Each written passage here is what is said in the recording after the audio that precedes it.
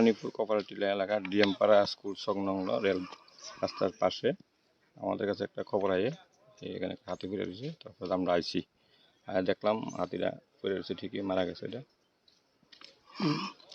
এটা কি বড় না ছোট না? এটা সম্ভবত মিডিয়াম, এটা দেখতে মিডিয়াম লাগে। কোন সময় হয়েছে ঘটনাটা?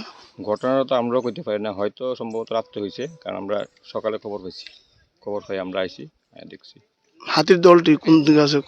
ওখানে আশেপাশে দল আছে, আমরা শব্দ পাইছি, আশেপাশে আছে। কতগুলো হাতি? দেখছি না ঠিক, জঙ্গলে আছে ওখানে। কতগুলো হাতি এই এরিয়াতে আছে মনে করেন? ওখানে 5-6টা তো থাকবোই। আচ্ছা, একটা হাতির দাঁত দেখলাম নাই, আমরা পাইছি না, আমরা অনেক খোঁজাখুঁজি করছি, পাইছি না। একটা আছে, একটা নাই। আপনার নাম? তপন শাহ, বিটু বিশ্বর তেলিয়ামুড়া।